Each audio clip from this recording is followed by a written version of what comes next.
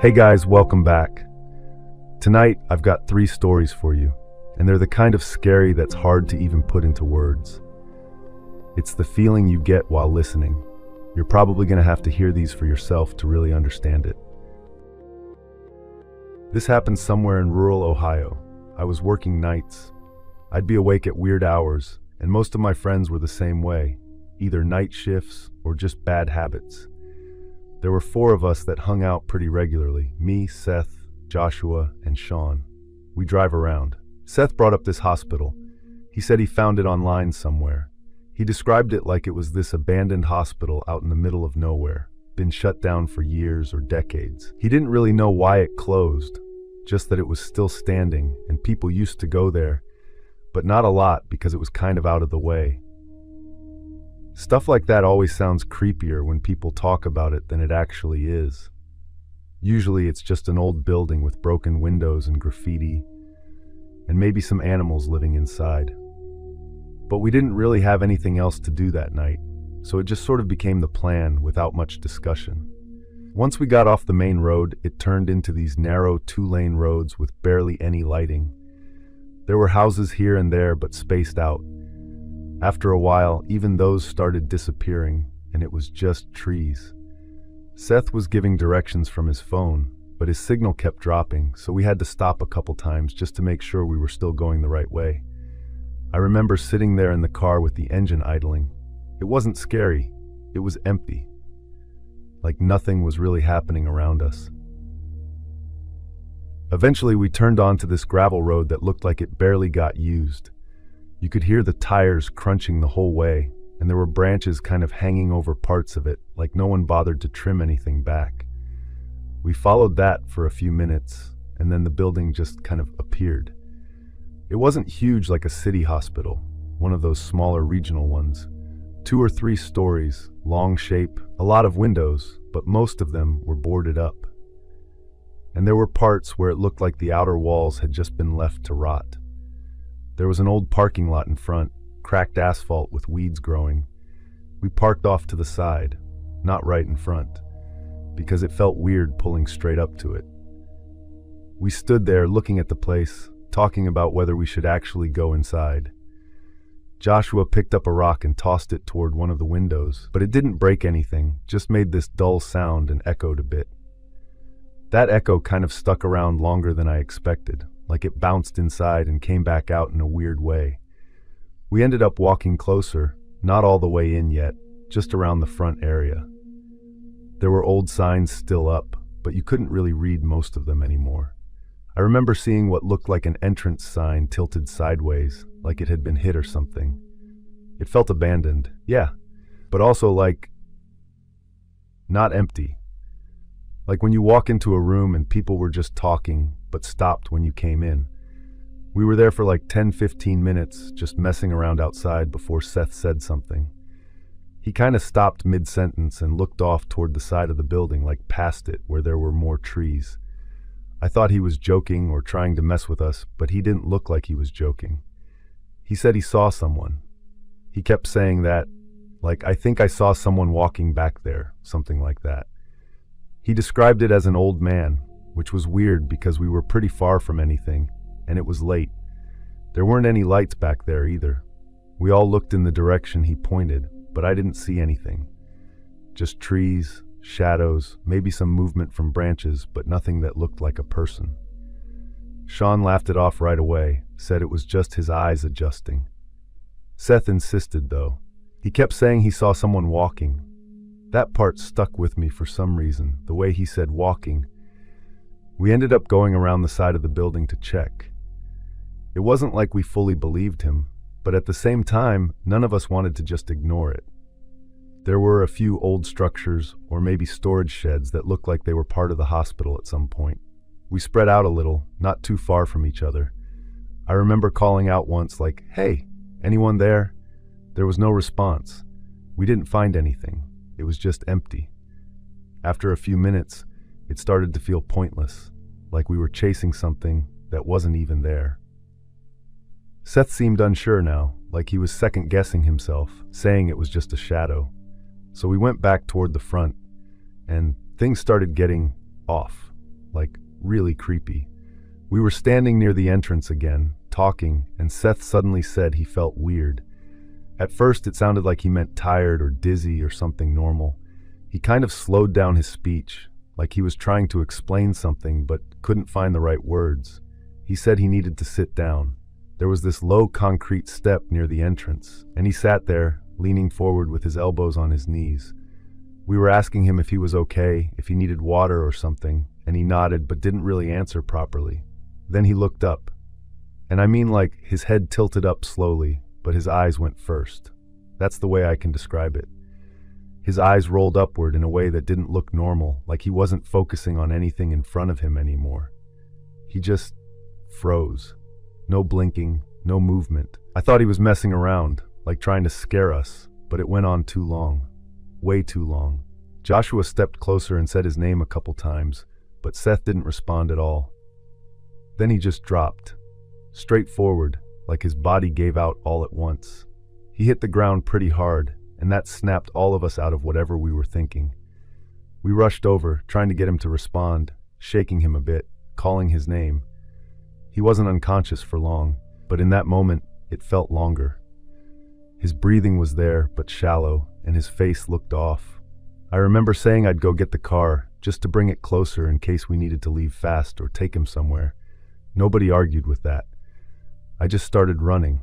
When I got near the car, I slowed down because I was trying to find the keys in my pocket without dropping them. And I just glanced to the side and saw something there. It was too straight, vertical. I looked a little closer, and I saw it. Standing among the trees was something that looked human but wasn't right at all. It was tall, taller than any of us, and its skin looked smooth and pale, like flat, almost like it didn't have any texture. I couldn't see a face. It was like there were no features, or they just didn't show up in the dark. I don't know which is worse, honestly. But it was facing me. I'm sure of that. It was looking directly at me, and it wasn't moving. My hand was still halfway in my pocket holding my keys, and I remember thinking I should just unlock the car, get in, ignore whatever that was. It wasn't doing anything you'd expect. It was standing there between the trees in shadows, but I could tell it wasn't normal. The height alone was wrong. Even accounting for distance or perspective, it didn't make sense. It was too tall, like its proportions didn't match a person. I think I blinked, I'm not sure, but when I looked back it hadn't moved. If it had moved even a little, I think my brain could have processed it as a person or an animal or something real. I snapped out of it a bit and forced myself to move. I unlocked the car, got inside, and shut the door. Started the engine and turned the headlights on. And now, there was nothing there. I know how that sounds, like I just imagined it. And yeah, I've thought about that a lot. I put the car in drive and went straight back toward the building. When I pulled up near the entrance, Joshua and Sean were still with Seth. He was sitting up now, which I didn't expect. They had him leaning against the wall, and he looked out of it, like he had just woken up from a deep sleep or something. His eyes were open but not really focused on anything. I got out and asked what happened, and Joshua said he just came to after a few seconds, maybe a minute, but he was confused. Seth kept rubbing his face and saying he felt off, same word he used before. It felt like he didn't have a better way to explain it. I told them we should leave, like we need to go now. We helped Seth up and got him to the car. He could walk, but slow, like he wasn't fully steady yet. Once we were all in the car, I started driving without really waiting. It was just the sound of the tires on gravel again, then the transition back to pavement. That normal road noise should have made things feel better. Sean finally asked what was wrong with me, like why I was acting like that. I was trying to decide if I should even say it out loud. I said I saw someone. That got their attention immediately. Joshua turned around from the passenger seat. Seth kind of lifted his head a bit from the back, and Sean stopped leaning back and actually looked at me properly. I explained it as best as I could while driving. I told them about the height, the way it looked, the lack of detail, I guess.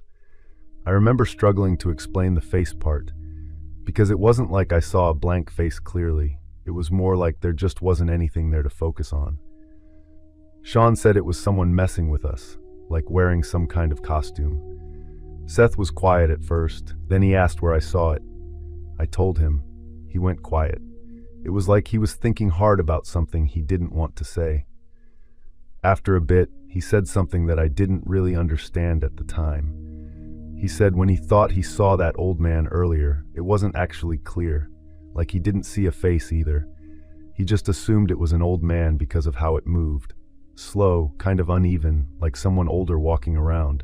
But the more he tried to remember it, the less sure he was about what he actually saw. That made the car feel smaller.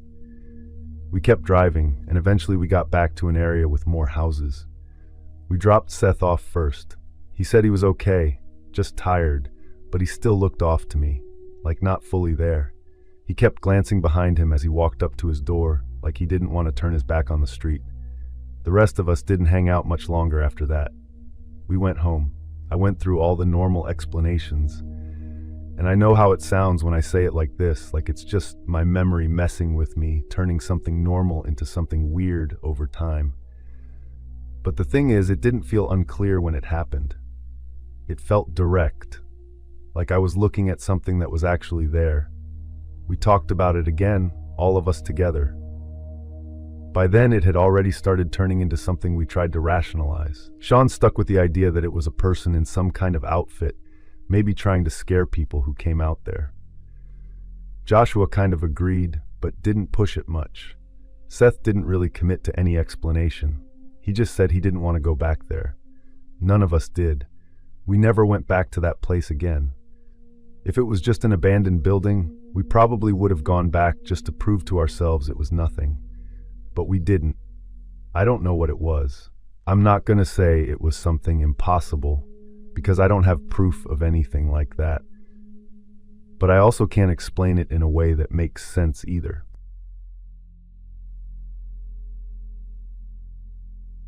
It was that summer after I graduated.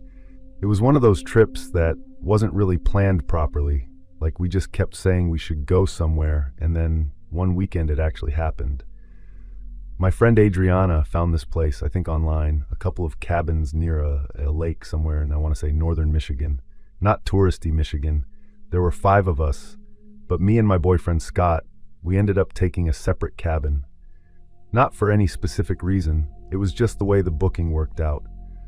The main cabin was bigger and had 2 rooms, so Adriana and the others stayed there, and ours was like a couple 100 feet away.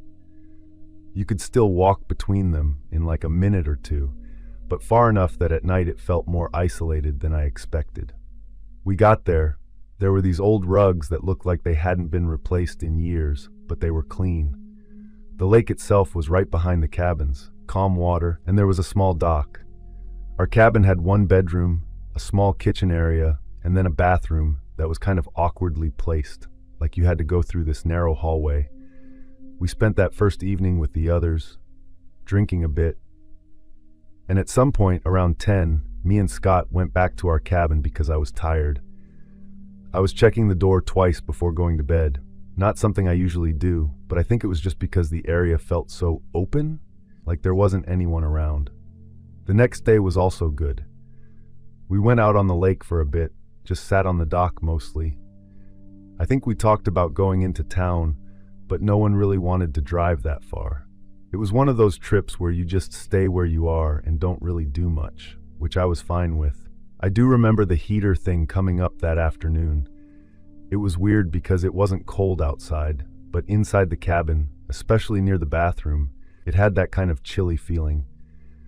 Scott joked about it, like saying the place was haunted, but I think I mentioned it to Adriana later, and she said the listing mentioned something about the heating system being older, so I just assumed it was that. Anyway, that night, we went back to our cabin earlier than the others. It was around 9:30 or something like that. It was completely dark outside. I remember closing the curtains. Scott was in the kitchen area messing with something. I think he was trying to make coffee, and I went into the bathroom because I wanted to shower. The water pressure wasn't great, and it took a while to heat up, which annoyed me a little. About 10 minutes passed. Then there was a knock, like the main cabin door. Then Scott called out, like, "Yeah?" in that way where he wasn't expecting anyone either. I couldn't hear the response clearly from the bathroom, just like a muffled voice. It sounded like a man, though. I turned off the water for a second to listen better, and I heard something about checking and heater, but I didn't catch the full sentence. Then Scott knocked on the bathroom door and said, "Hey, there's a guy here. Says the owner sent him to check the heater." And I remember thinking that was kind of weird timing, but also it made sense because of what we noticed earlier. So I just said, okay, like I didn't question it much at all. That's the part that still bothers me now, like how quickly I just accepted it. When I came out, I saw the guy for the first time. He had this kind of tired face. He nodded at me and said, "Sorry about this. Just need to check the bathroom heater real quick." His voice was calm. I just remember noticing he didn't really make eye contact for long. Scott kind of stepped aside to let him pass, and the guy walked toward the bathroom. But the thing is, he didn't go straight in. He slowed down, like he was looking around the place first, like he was taking note of things. He went into the bathroom finally, and I could hear him moving stuff around, like tapping on pipes or something. But it didn't sound like actual work. I don't know how to explain, just sounded off, like someone pretending to do something. Scott sat down on the couch, and I sat next to him. We didn't say anything for a minute, but I could tell he felt it too, that weird feeling. I leaned closer and whispered, "Did the owner say anything about this?" He said no, and that's when it started to feel wrong. The guy stayed in the bathroom longer, like way longer, for just checking something. And at one point, the sound stopped completely. I remember looking at Scott, and he just kind of frowned like he was thinking the same thing. Then the guy came out, and instead of saying he was done or anything like that, he just kind of stood there again. In the hallway, looking at us. I asked, "Is everything okay?" He smiled, but it didn't reach his eyes. He said, "Yeah, just making sure it's working." But he didn't leave. He took a few steps toward the living area, like closer to us. Scott stood up then. I could tell he was tense. I leaned in again and whispered, "Call the owner."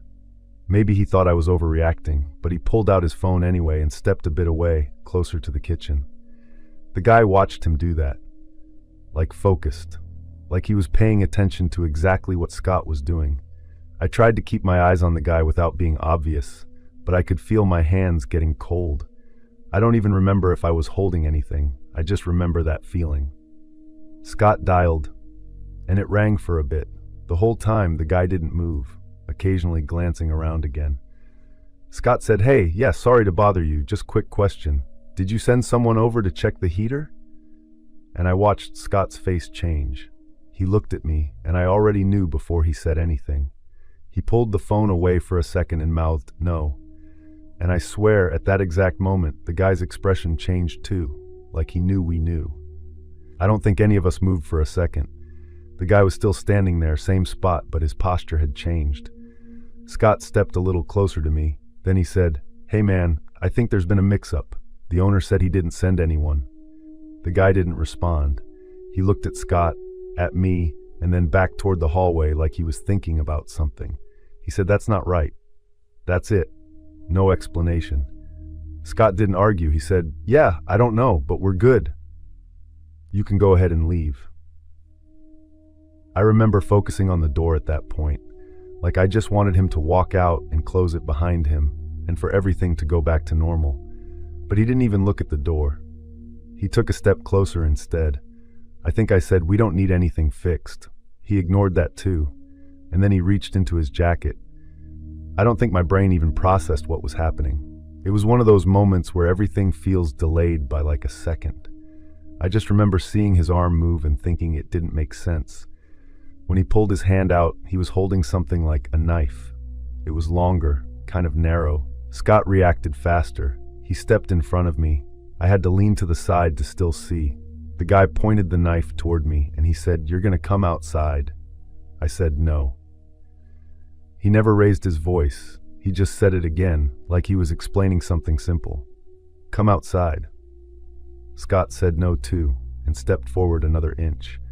I could tell he was trying to position himself between me and the guy, but the space in the cabin was small, so it didn't create much distance. Then everything happened fast, but also not, like I remember pieces of it really clearly, and other parts are just gone or mixed up. The guy suddenly shifted his attention to Scott and moved toward him, faster than before. He grabbed at him, like trying to push him sideways. Toward the hallway, toward the bathroom, I think. It was messy, like he was trying to force him into that space. Scott stumbled but didn't fall. He pushed back hard, and they kind of collided into the wall. I remember the sound of it. I didn't know what to do, which is the part that bothers me the most when I think about it. I should have run or grabbed something, or I don't know, but I didn't. The guy swung the knife. I think he was aiming at Scott, but Scott moved and it didn't land. I heard Scott swear, and then he shoved the guy back with both hands. That I remember. The way Scott pushed him like everything he had, and the guy actually stumbled backward, and that's when he turned toward me again. It felt like everything narrowed at that point, like I couldn't see the whole room anymore, just him and the knife. He took a step toward me, and I stepped back, but there wasn't much space behind me. I hit the edge of the couch. He reached out. I don't remember what happened. It was a sharp, sudden pain in my side, like right below my ribs, like a burning pressure. And then it got worse, and my legs kind of gave out a little. Scott yelled my name, and I dropped down onto the floor, onto my knees in one hand. I remember looking down and seeing blood, but it didn't look real to me at first. The guy stepped back, looked between us, and he ran. The door was still open. Scott slammed the door shut and locked it. I was still on the floor at that point, trying to understand what just happened. The pain was sharper now, spreading a bit, and I felt kind of dizzy, like everything was slightly off balance. Scott was kneeling next to me, saying something, but I couldn't focus on the words. I just remember him pressing something against my side, like a towel or shirt, and telling me to stay awake. I think he said my name a few times, like louder each time. At some point, he called 911. I could hear him talking, but it sounded far away, like he was in another room, even though he wasn't. I remember him saying someone broke in and she's bleeding, and giving the address, or trying to. Time got really weird. I don't know how long it took for help to arrive. I remember the other cabin lights turning on at some point, and voices outside, like our friends running over. After that, it kind of skips. I know I was in an ambulance because I remember the ceiling lights and the way the vehicle moved. Someone was asking me questions, like my name and if I knew where I was. I answered, I think. Or maybe I didn't. I don't know. They said the cut wasn't deep enough to hit anything critical, which I guess is lucky, but it still needed stitches. The police asked questions more than once. I gave them what I had, but it didn't feel like enough. They searched the area. I know they did because Scott told me later they were out there for hours, checking around the cabins, the road, the woods. They never found him. No one else reported seeing him. He just showed up and disappeared. A couple years ago, I was living alone at this rental house, a town in Ohio, kind of stretched out instead of tall, with a living room that connected straight into the kitchen. There was a spare room I mostly used for storage. The floors creaked and you could tell when someone was walking if you knew the house well enough, which I did after a few months of living there. I was working at a store about 30 minutes away. That night I had off, and I was home. It was 1:30 or 2 in the morning when I first noticed something off. Like when you're used to a certain background noise and suddenly it's different, even if you can't immediately say how. So I paused what I was watching. It was a creak from inside the house, and not one of the usual ones I was used to. This one sounded like it came from the hallway area, closer to the spare room.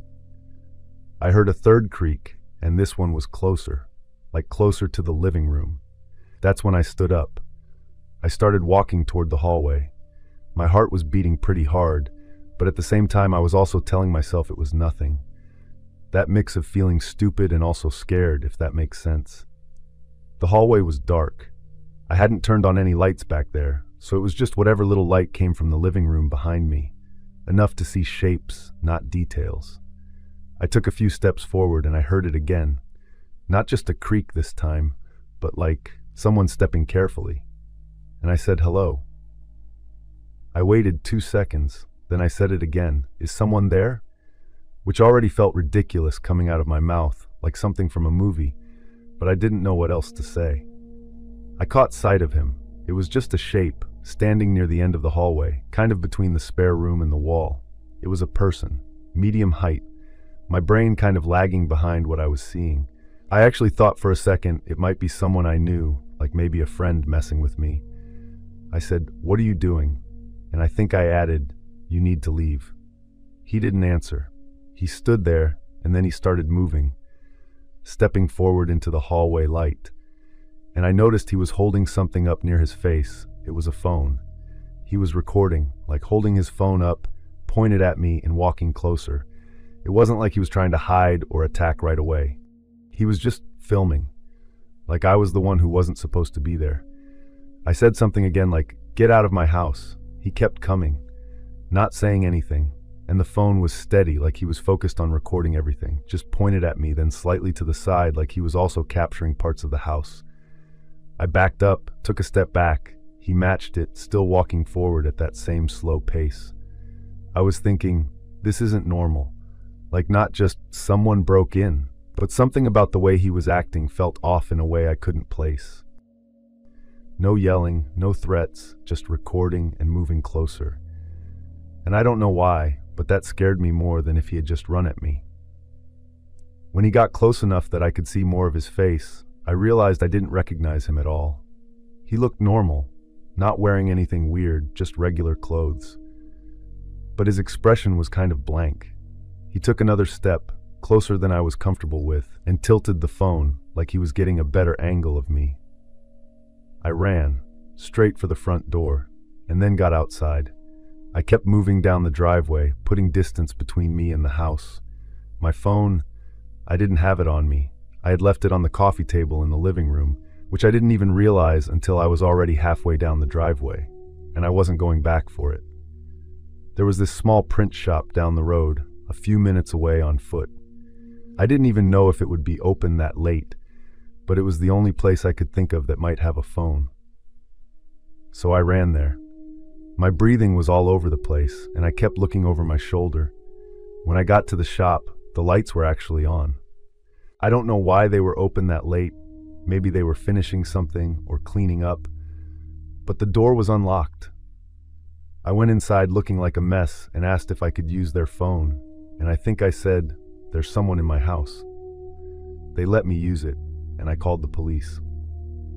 So while I'm on the phone with them, trying to explain it without sounding like I'm completely out of it, I kept stopping and looking at the door of that print shop. I think I just had this feeling he might show up there next. It didn't make sense, but nothing about what just happened made sense either, so I wasn't really filtering my thoughts at that point. The guy working there, I think he was the owner or something, he kept asking me if I was sure someone was inside, like he thought I saw something outside or through a window. I remember I said no, he was in my hallway, and I said it more than once, like I needed him to understand that part specifically. The police said they were on the way, but it still felt like it took too long. At one point I asked if I could step outside for a second because I felt kind of boxed in. I didn't want to be stuck in another place if, for some reason, he decided to leave my house and come down the road.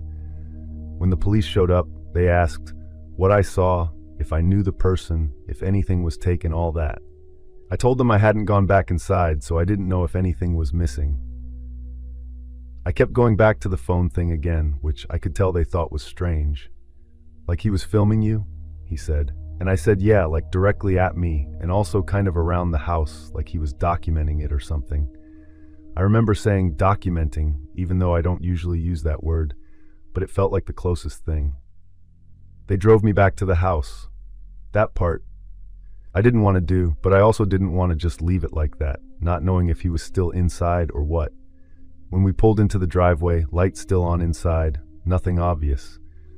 One of the officers told me to stay back while they went in first. It took a few minutes, long enough for my brain to start filling in possibilities again.